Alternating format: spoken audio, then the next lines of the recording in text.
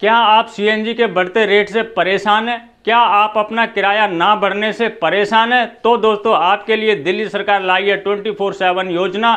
जी हाँ दोस्तों, जैसा कि आप सभी लोग जानते होंगे, दिल्ली में या फिर अन्य राज्यों में, मतलब पूरे भारत के अंदर सीएनजी का रेट जो है आसमान को छूता जा रहा है और कहीं पे भी अभी तक किसी भी राज्य ने जो जायज किराया होना चाहिए ऑटो टैक्सी का वो नहीं बढ़ाया है। तो यही हाल दिल्ली का भी है दोस्तों। ना ऑटो टैक्सी का किराया बढ़ाया है और जैसा कि मांग उठ रही है कि सीएनजी पे सब्सिडी मिलनी चाहिए ऑटो ड्राइवर भाइयों को, ना ही उस सब्सिडी के ऊपर कोई बातचीत चल रही है। तो दोस्तों इन सब चीज़ों से अगर आप परेशान हैं, सीएनजी के बढ़ते रेट से, किराया ना बढ़ने से, तो दोस्तों दिल्ली सरकार की ये योजना है, शायद आपको इससे थोड़ी सी राहत मिल जाए। क्यों मिल जाए दोस्तों? अगर सीएनजी महंगी हो गई है, किराया आपका नहीं बढ़ा है, तो दोस्तों जाहिर है कि आपका एक दिन में काम करने से ना घर का खर्चा चल रहा होगा, ना आपका इसकी गाड़ी की किस्त जारी होगी। तो दोस्तों दिल्ली सरकार एक योजना लेके आई है जिसके तहत अब आप 24 घंटे काम कर सकते हैं। जी हाँ दोस्तों, 24/7 काम कर सकते हैं। तो दोस्तों अगर आपका दिन दिन में काम करने से गुजारा नहीं हो रहा है, आप सीएनजी के रेट से ज़्यादा परेशान है, किराया बढ़ने से ज़्यादा परेशान है, तो दोस्तों दिल्ली सरकार आपके लिए लेके आ गई है कि अब आप 24/7 काम कर सकते हैं। जी हाँ दोस्तों, अब दिल्ली में भी मुंबई जैसे नाइट लाइफ, रात भर खुलेंगी दुकानें। क्या क्या होगा इसका फ़ायदा? दिल्ली में ज़रूरत की सभी चीज़ें अब रात भर मिल सकेंगी। उपराज्यपाल बीके सक्सेना ने 300 से ज़्यादा प्रतिष्ठानों को 24 घंटे खुले रखने की मंजूरी दे दी है। इसमें होटल होंगे, रेस्टोरेंट होंगे, परिवहन होगा और ऑनलाइन डिलीवरी शॉप से जुड़े प्रतिष्ठान होंगे।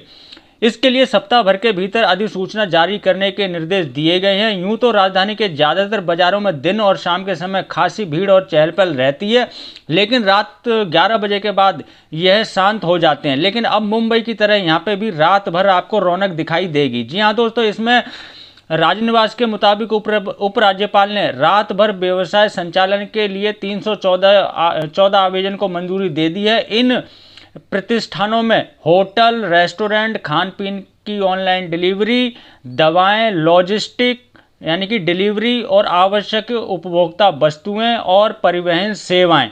तो दोस्तों इतनी सारी चीज़ें अगर रात भर खुलेंगी तो जाहिर सी बात है कि ऑनलाइन डिलीवरी का जो होता है काम वो भी चालू रहेगा, परिवहन सेवाएं चालू रहेंगी, रेस्टोरेंट खुलेंगे, दुकानें खुलेंगी, शॉपिंग कॉम्प्लेक्स खुलेंगे। तो दोस्तों वहाँ पे सभी के पास तो अपनी अपनी गाड़ियाँ नहीं होती हैं, तो वो ऑटो या टैक्सी पे ही जाएंगे, या फिर कोई सामान मंगाएगा तो जो डिलीवरी बॉय होते हैं वो रात को भी अब काम कर सकेंगे दोस्तों। तो इस प्रकार से आप भैया रात को भी काम करके अपना गुजारा चलाइए। ये दिल्ली सरकार नई स्कीम लेके आ गई है दोस्तों। लेकिन दोस्तों इस पे कुछ जो है चुनौतियां भी इससे सामने आ सकती हैं। जैसे कि यहाँ पे लिखा है, ये चुनौतियां भी होंगी।